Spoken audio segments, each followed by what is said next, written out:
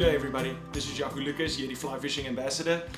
I've been very fortunate to travel to some pretty crazy places in the world, and a question that I get asked very often is how to be prepared for these different places once I'm there.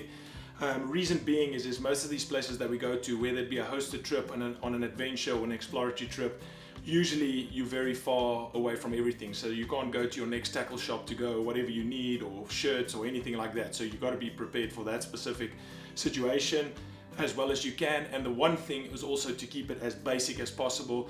Reason being also the chartered flights are very limited with the weight that they can carry, so usually we end up having to do like a 35-pound bag that is very little. So we usually try and maximize it with all the fishing equipment that we can take, and fly fishing equipment in this case, and then as little clothing as possible, as weird as that might sound, but just to have the right clothing, that's also just as important.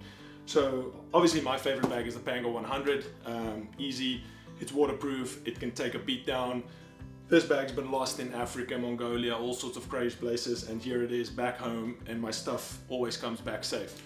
So this little package here is usually one that I would pack for the Seychelles. Usually it's about the same amount of equipment whether I do a trip to the jungle or anything like that, but this is kind of more of a combination of the Seychelles stuff. So firstly, I've got my rods. I've got my rods all in this bag, this kind of little taco bag or whatever it may be, that I can actually put 8 rods in here. So it slides 4 in the different slots, and then I just wrap another 4 in there if needs be.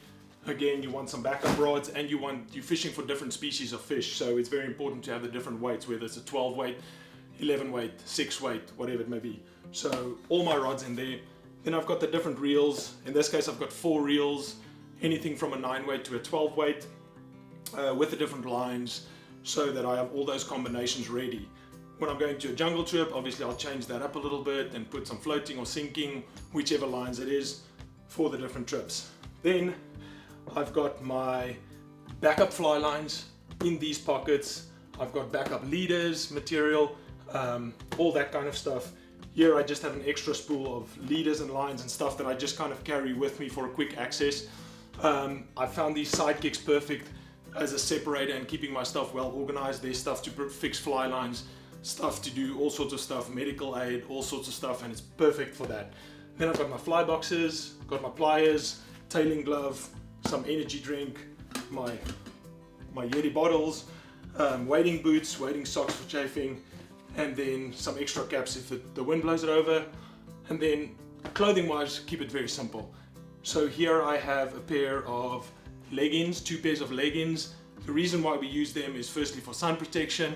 It's easy to wade through water, so when you're wading a flat or you're wading a river in Bolivia, it doesn't have a lot of water resistance, so you can go through it smoothly. And then it also protects you against the sun.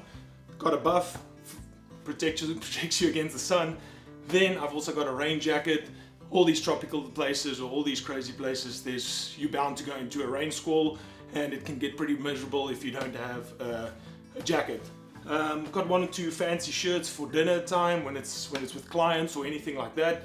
Got 2 fishing shirts, 2 fishing shorts, and 1 pair of fancy pants, and that's what I would do for dinner and that kind of stuff. Yes, so basically that's kind of just a quick little rundown.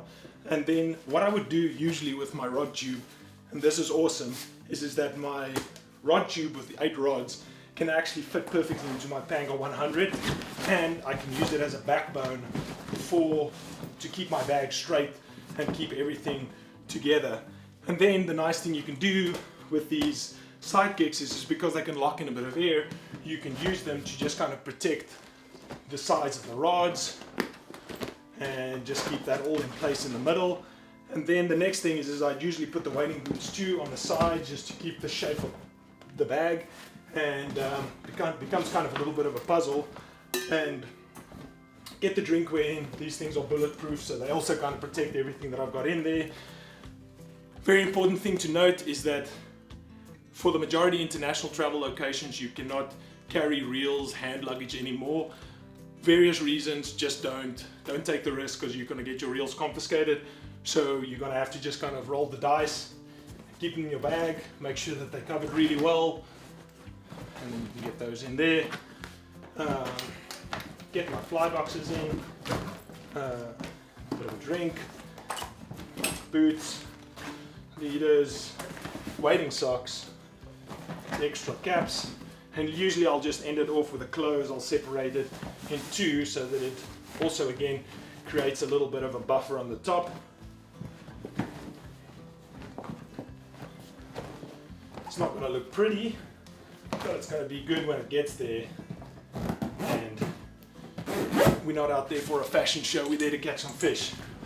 So yeah, it's all packed in there, ready to rock and roll. Another tip that I can give is, if I can, I usually try and travel with 2 of these bags. And what I do is all the equipment that's in here, I'll split in half and put one half in one bag, one half in another bag. Reason being, if one bag goes lost, you've got 50% chance of your gear arriving. A lot of bags get lost and you can't get any of these things on those locations. So pretty good idea if you can split it up and maybe one of the bags arrive if it happens. Sometimes you get lucky and all your stuff arrives and you can have a great trip. So yeah, hopefully you'll be better prepared for your next adventure, and stay safe out there and keep well. Bye.